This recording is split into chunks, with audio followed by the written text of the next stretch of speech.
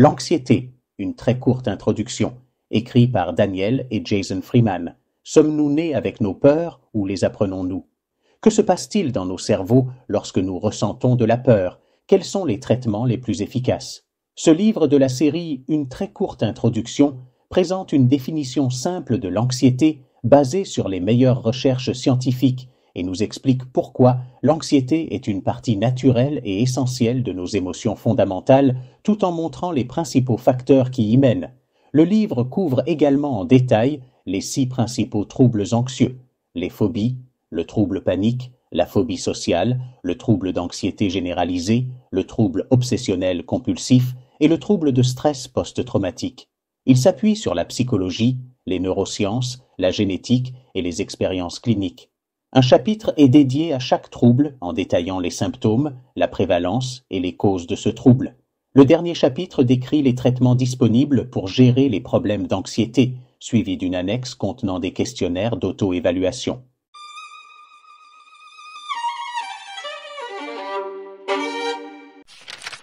L'anxiété est l'une des émotions fondamentales et constitue une partie essentielle de ce que signifie être humain, tout comme la joie, la tristesse ou la colère. Si l'on vous demande de vous souvenir de la dernière fois où vous avez ressenti de l'anxiété, il est probable que vous n'ayez pas besoin de remonter très loin dans votre mémoire. Dans ses formes les plus intenses, l'anxiété est également l'un des troubles psychologiques les plus courants. Des millions de personnes dans le monde en souffrent à tout moment. Ainsi, il ne fait aucun doute que l'anxiété est importante, mais bien que nous ressentions tous cette émotion, peut-être même régulièrement, pour beaucoup d'entre nous, elle reste une expérience très mystérieuse. L'anxiété ressemble plutôt à la description biblique du vent. Nous la percevons lorsqu'elle nous atteint, mais nous ne savons ni d'où elle vient, ni où elle va. C'est pourquoi nous commençons cette très courte introduction en définissant ce que signifie l'anxiété. Nous essayons de déterminer ce qu'est l'anxiété, comment elle est ressentie et quel pourrait être son but. Bien que tout le monde ressente de l'anxiété de temps en temps, la fréquence et l'intensité de ses effets varient d'une personne à l'autre.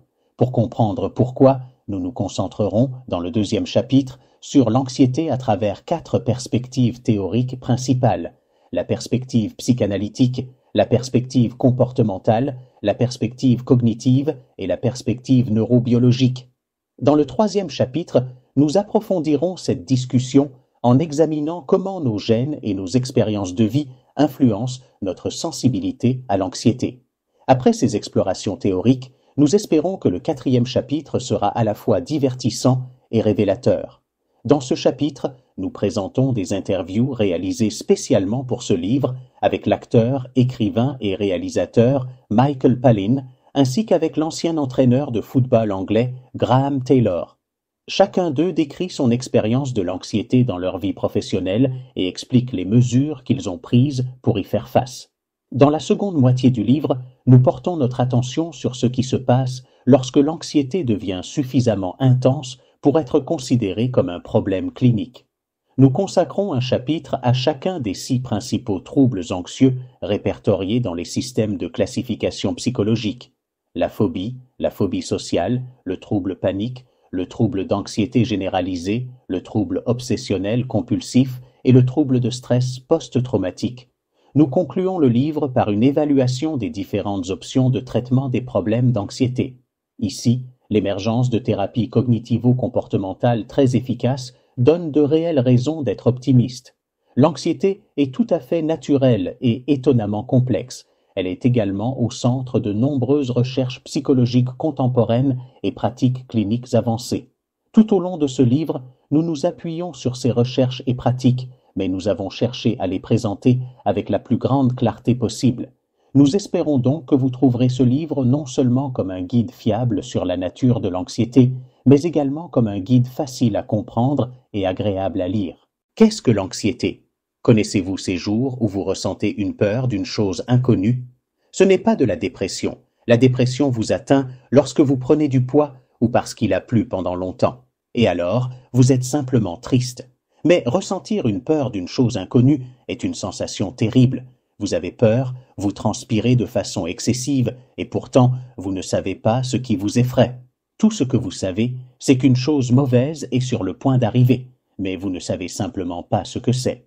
Holly Golightly, dans le film Breakfast at Tiffany's de Truman Capote. L'anxiété ne disparaît jamais. Il n'existe pas de vallée ensoleillée où vous pourriez aller sans jamais ressentir d'inquiétude au sujet de quoi que ce soit. Tout ce qu'il y a, c'est que l'anxiété prend différentes formes et apparences. Michael Palin.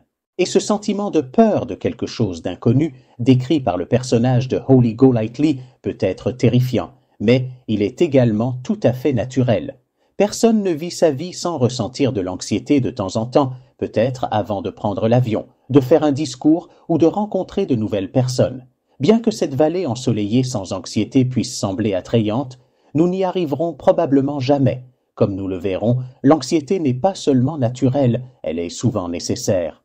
D'un autre côté, pour un grand nombre de personnes, peut-être un nombre croissant, l'anxiété est un problème majeur. Le poète Auden a publié son livre « L'âge de l'anxiété » en 1947. Cela semble maintenant être une œuvre prophétique remarquable, dépassant l'intention initiale d'Auden de commenter la société d'après-guerre.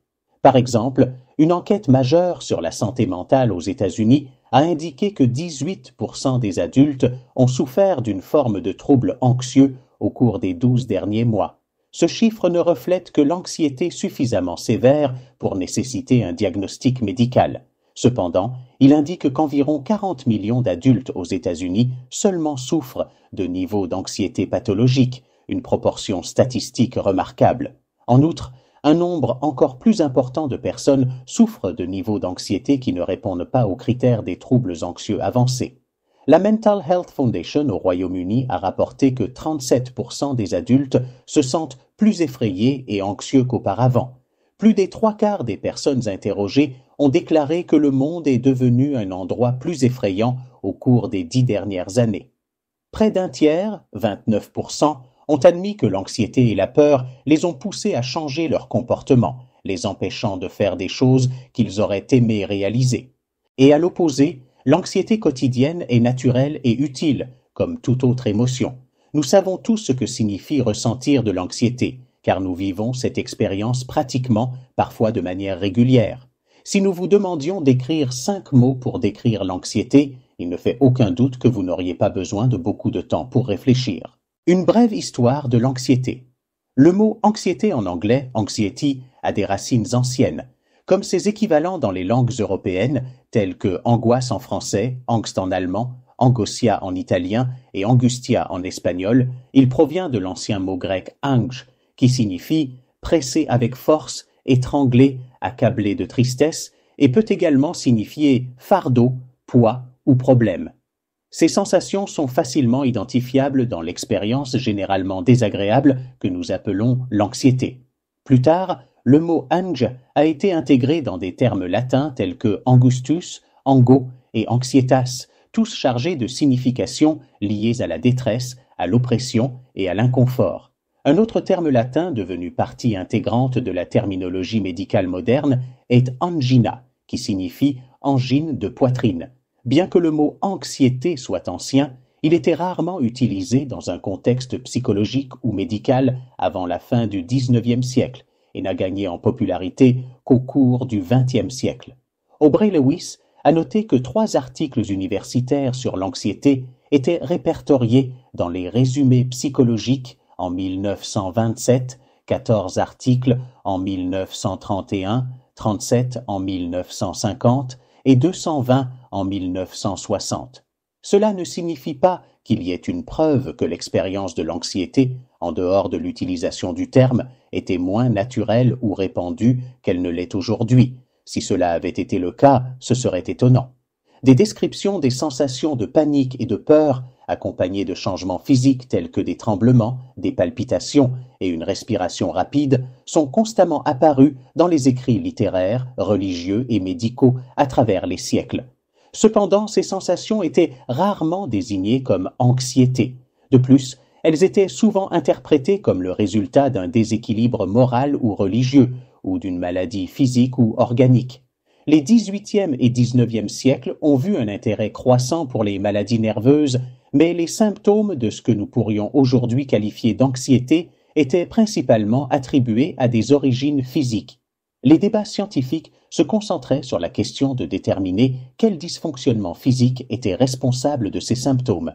Par exemple, le psychiatre français Benoît Morel, 1809-1873, attribuait les symptômes de l'anxiété à une maladie du système nerveux. De son côté, l'otorino-laryngologiste hongrois Maurice Krishaber, 1836-1883, pensait que l'anxiété était causée par des troubles cardiovasculaires, un problème qu'il recommandait de traiter avec de la caféine, un traitement que l'on sait aujourd'hui exacerber les sentiments d'anxiété.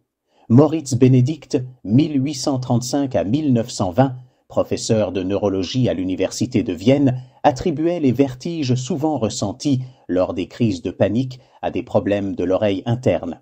L'essor rapide du terme anxiété a commencé avec la publication en 1895 de l'article pionnier du fondateur de la psychanalyse, Sigmund Freud, 1856-1939.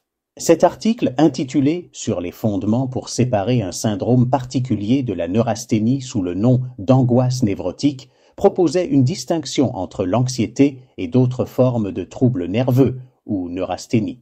Freud écrivait, bien sûr, en allemand. James Strachey, qui a traduit les œuvres de Freud en anglais, était pleinement conscient des difficultés liées à la traduction du mot allemand « Angst » par « anxiety », anxiété en anglais. Il déclarait « Le terme « angst » peut être traduit par plus de 6 mots courants en anglais, tels que peur, panique, terreur, etc. Il n'est donc absolument pas pratique de choisir un seul terme anglais simple comme traduction exclusive. Malgré tout, cet usage a prévalu. La place centrale occupée aujourd'hui par le terme « anxiété » dans le domaine de la psychiatrie est en grande partie héritée des travaux de Freud sur ce sujet. Cependant, comme nous le verrons au chapitre 2, ces théories sont désormais largement remises en question. D'autres influences ont également joué un rôle. L'une d'elles a été le regain d'intérêt au milieu du XXe siècle pour les œuvres du philosophe danois Søren Kierkegaard, 1813-1855, en particulier son concept d'angoisse, ce tourment douloureux suscité par la prise de conscience de notre liberté d'agir et de notre responsabilité face à ses actes. Kierkegaard et son concept d'angoisse ont eu une influence significative sur des philosophes existentialistes comme Jean-Paul Sartre, 1905-1980, et Martin Heidegger, 1889-1976, bien que leur idée de l'anxiété diffère grandement de celle des psychologues contemporains. Enfin, la névrose de guerre, résultant des traumatismes de la Première Guerre mondiale, a également contribué à mettre en lumière l'anxiété. À cette époque, peu de communautés au Royaume-Uni n'avaient pas un membre souffrant de troubles psychologiques graves causés par les horreurs vécues pendant le conflit. Aujourd'hui, ces cas seraient diagnostiqués comme des troubles de stress post-traumatique, un sujet que nous aborderons dans le chapitre 10. L'anxiété comme émotion. Il existe de nombreuses théories sur l'anxiété, mais les scientifiques s'accordent à dire qu'il s'agit d'une émotion. En réalité, la peur est généralement considérée comme l'une des 5 émotions fondamentales, aux côtés de la tristesse, de la joie, de la colère et du dégoût. Comme nous le verrons bientôt, les termes anxiété et peur sont souvent utilisés de manière interchangeable. Lorsque nous parlons d'émotions fondamentales, nous faisons référence aux premières émotions qui se développent chez l'humain, généralement au cours des 6 premiers mois suivant la naissance. Tout cela est bien, mais que signifie précisément le terme « émotion » ? Ce concept suscite des débats, mais il existe un consensus général selon lequel les émotions sont des phénomènes complexes qui influencent généralement nos pensées, nos corps et nos comportements. Il existe des preuves que chaque émotion fondamentale implique une expression faciale spécifique et, dans une certaine mesure, une réaction corporelle ou physiologique distincte. Lorsque nous percevons un ou plusieurs de ces changements, cela signifie que nous ressentons une émotion. Les psychologues contemporains s'accordent sur l'idée que les émotions sont des sensations puissantes et conscientes résultant de notre évaluation d'un événement ou d'une situation donnée. Cette évaluation, qu'elle soit consciente ou inconsciente, détermine l'émotion que nous ressentons. Par exemple, si nous percevons un succès, nous ressentons de la joie. Si nous sentons que nous avons été victimes d'injustice ou d'oppression, nous ressentons de la colère. Et si nous pensons être en danger, nous ressentons de la peur. Mais pourquoi avons-nous besoin des émotions ? La vie ne serait-elle pas plus agréable si nous n'étions pas vulnérables à la peur, à la tristesse ou au dégoût? En réalité, sans émotion, notre vie serait certainement beaucoup plus courte. Les émotions nous aident à survivre, à prospérer et à transmettre nos gènes. Pour citer Paul Ekman, psychologue de renom dans le domaine des émotions, elles ont évolué en raison de leur valeur adaptative pour gérer les tâches essentielles de la vie. Par exemple, la joie ressentie par nos ancêtres après avoir réussi à développer un outil utile les incitait à répéter l'expérience. La tristesse lors de la séparation d'amis ou de proches les aidait à maintenir des liens sociaux importants, et l'anxiété les protégeait de finir comme repas pour un prédateur sauvage. Les psychologues définissent les états émotionnels en fonction de leur durée. Les recherches montrent que les réactions physiologiques initiales, comprenant les expressions faciales, ne durent généralement que quelques secondes. En revanche, une émotion persiste entre quelques secondes et plusieurs heures. Si l'émotion se prolonge davantage, on parle alors d'humeur. Si nous avons tendance à répondre de manière récurrente de cette façon, cela devient une partie de notre personnalité. Les émotions sont si importantes pour nous qu'il n'est pas surprenant que nous soyons souvent très doués pour reconnaître les sentiments des autres. Par exemple, une étude menée par Rainer Banz et Klaus Scherer a montré que les gens sont excellents pour identifier les émotions simplement à partir du ton de la voix du locuteur, sans prêter attention aux mots qu'il utilise réellement. Banz et Scherer ont demandé à un groupe d'acteurs de prononcer une phrase dénuée de sens afin d'empêcher les participants d'inférer les émotions à partir du sens des mots utilisés. D'autres études ont révélé que les individus peuvent souvent reconnaître les émotions par le toucher. Une équipe de chercheurs aux États-Unis a séparé les participants en binôme, chaque paire étant assise à une table divisée par un rideau noir. Un des deux participants tentait ensuite de transmettre une série d'émotions, telles que la colère, le dégoût, la peur, la joie, la tristesse, la surprise, l'empathie, l'embarras, l'amour, l'envie, la fierté et la gratitude, uniquement en touchant le bras de l'autre. Ceux qui transmettaient les émotions utilisaient fréquemment des techniques similaires pour exprimer des sentiments spécifiques, par exemple des tapotements pour signifier l'amour ou des tremblements pour indiquer la peur. Dans de nombreux cas, les participants chargés de deviner les émotions transmises par leurs partenaires réussissaient remarquablement bien à les reconnaître. Ainsi, si nous ne savons pas comment les gens autour de nous se sentent, nous devrions peut-être simplement prêter plus d'attention aux signaux qu'ils envoient presque inévitablement. L'anxiété et l'évolution. Affronter ou fuir. Si vous avez associé les théories de Charles Darwin au contexte des émotions mentionnées précédemment, vous avez raison.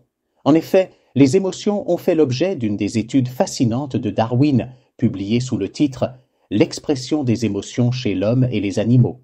Ce livre, paru en 1872, est longtemps resté dans l'ombre de l'œuvre révolutionnaire de Darwin, de l'origine des espèces, 1859.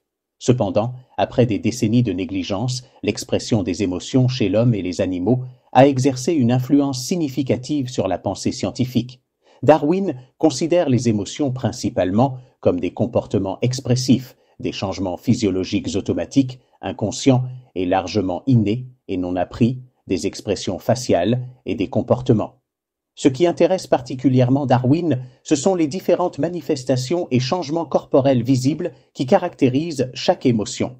Ces comportements et expressions aident à la fois la personne qui ressent l'émotion et envoient des signaux à ceux qui l'entourent. Darwin observe ce qui suit dans le cas de la peur. Les yeux sont grands ouverts, la bouche béante et les sourcils relevés. La personne effrayée reste initialement immobile comme une statue, retenant son souffle, ou se recroqueville comme si elle tentait instinctivement de se cacher pour ne pas être vue. Le cœur bat rapidement et violemment, la peau pâlit instantanément ou devient froide et transpire abondamment. Les cheveux se dressent sur la peau et la bouche devient sèche. Comme l'indique le titre de son livre, Darwin ne considère pas les émotions comme une caractéristique propre aux humains. En réalité, il a consacré beaucoup d'efforts à mettre en évidence la continuité, ainsi que les différences entre l'expérience animale et humaine en matière d'émotion et d'expression. Par exemple, il affirme « Chez presque tous les animaux, voire les oiseaux, la peur provoque des tremblements corporels. En ce qui concerne le redressement involontaire des poils, causé généralement par la peur, nous avons de bonnes raisons de croire que chez les animaux, cette réaction vise, en plus de certains mouvements volontaires, à rendre les animaux effrayants pour leurs ennemis. Étant donné que les animaux très proches de l'homme adoptent les mêmes actions volontaires et involontaires, nous sommes conduits à penser que l'homme a hérité, par transmission, de vestiges d'un système désormais inutile. De manière tout aussi controversée à l'époque, Darwin a insisté sur le fait que la manière dont les humains expriment les émotions a toujours été la même, quel que soit leur groupe racial. Nous avons discuté suffisamment de l'expression de la peur, mais qu'en est-il de la fonction adaptative de l'anxiété? Comment nous aide-t-elle exactement? Walter Cannon, 1871 à 1945, professeur de physiologie à l'université Harvard, a proposé la description classique de ce phénomène en 1915. Il fut le premier à introduire l'expression « combattre ou fuir » pour décrire la réponse typique des animaux face au danger. L'objectif de l'anxiété est de nous alerter sur une menace potentielle et de nous préparer à réagir de manière appropriée, tout en envoyant un signal aux autres pour qu'ils restent vigilants. La théorie des 3 systèmes de l'anxiété. L'anxiété provoque une série de changements physiologiques, tous conçus pour nous aider à nous concentrer pleinement sur la gestion d'une menace soudaine pour notre existence. Ces changements sont liés à ce que l'on appelle le système nerveux autonome, dont la fonction est de superviser les processus physiologiques fondamentaux, comme la respiration, la régulation de la température et la pression artérielle.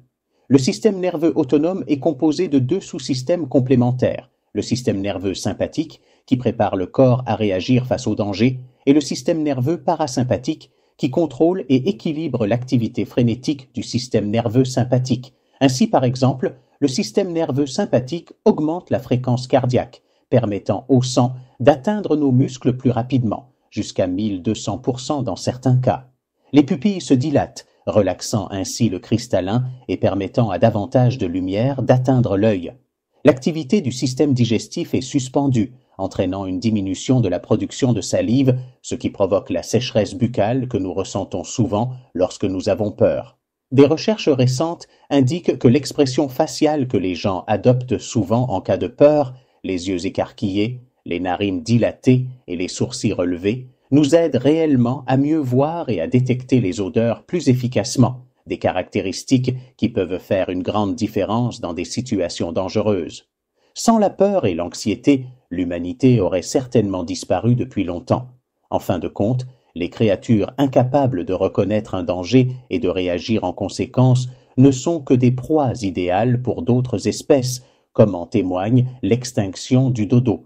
Comme nous l'avons vu, Darwin a souligné la manière dont nous exprimons nos émotions. Mais bien que cela soit évidemment important, cela ne raconte pas toute l'histoire. Les émotions ne se limitent pas à ce qui se reflète sur notre visage ou dans notre comportement physique. C'est ce que le psychologue Peter Lang a souligné en formulant le modèle des 3 systèmes de l'anxiété. Selon Lang, l'anxiété se manifeste de 3 manières, ce que nous disons et pensons. Par exemple, s'inquiéter d'un problème ou verbaliser sa peur ou son anxiété. Comment nous agissons? Éviter certaines situations ou faire preuve d'une prudence excessive par anticipation des problèmes. Les changements physiques, par exemple, une augmentation de la fréquence cardiaque, une respiration rapide ou une expression faciale particulière. Ces 3 systèmes sont faiblement interconnectés. Si nous voulons savoir si une personne est anxieuse ou non, nous ne pouvons pas simplement nous fier à ce qu'elle nous dit ressentir. Elle pourrait cacher ses véritables émotions ou ne pas en être consciente. De même, le fait qu'une personne s'engage dans une activité ne signifie pas qu'elle n'est pas anxieuse à ce sujet, tout comme une personne peut éviter de faire quelque chose pour des raisons autres que la peur. Il est tout à fait possible de se sentir anxieux sans ressentir de nœud dans l'estomac ou la sensation que son cœur va sortir de sa poitrine à force de battre. Définition de l'anxiété. Étant donné qu'il n'existe pas encore de définition unique de l'anxiété, examinons 2 tentatives utiles pour la définir. La première provient du Manuel diagnostique et statistique des troubles mentaux, une référence standard pour les professionnels de la santé mentale publiée par l'Association américaine de psychiatrie. Selon le DSM, l'anxiété est définie comme suit: l'anticipation inquiétante d'un danger ou d'une catastrophe à venir, accompagnée d'un sentiment de malaise ou de tension physique. Le danger anticipé peut peut être centrée sur des menaces internes ou externes. Une autre définition, moins technique, est proposée par le psychologue américain David Barlow. L'anxiété est un état d'esprit orienté vers l'avenir dans lequel une personne se prépare ou se mobilise pour essayer de faire face à des événements négatifs à venir. Si nous devions verbaliser l'anxiété, nous pourrions l'exprimer ainsi. Cet événement terrible pourrait se reproduire et peut-être que je ne serais pas capable d'y faire face, mais je dois me préparer à essayer. Ces deux définitions indiquent que l'anxiété est une émotion bien que le DSM utilise le terme « sentiment » et que Barlow la qualifie d'état d'esprit. Comme nous le savons tous, l'anxiété n'est pas une expérience agréable, c'est ce que le DSM signifie par le terme « malaise », terme utilisé en psychologie pour désigner une sensation désagréable. Notre corps peut réagir de manière inhabituelle, nausée, dilatation des pupilles, accélération du rythme cardiaque, ce qui correspond à la référence du DSM aux tensions physiques. Tout cela provient de la perception que nous pourrions être confrontés à un problème grave. Différence entre l'anxiété et le stress. Le stress est un concept étroitement lié, mais légèrement différent. Il est défini comme ce que nous ressentons lorsque nous pensons ne pas être capables de gérer les exigences auxquelles nous faisons face. Il comporte deux éléments, un problème et une perception subjective, en particulier la croyance que nous sommes incapables de faire face à ce problème. Comme l'anxiété, le stress est ancré dans le système de lutte ou fuite. Le stress peut provoquer une variété de réponses émotionnelles, y compris, souvent, l'anxiété. Anxiété versus peur. Comprendre la différence. Vous pourriez également vous demander quelle est la différence entre l'anxiété et la peur. En fait, ces deux termes sont souvent utilisés de manière interchangeable, comme nous le faisons dans ce livre. Cependant, certains chercheurs établissent une distinction, généralement basée sur ce qui déclenche la réaction émotionnelle.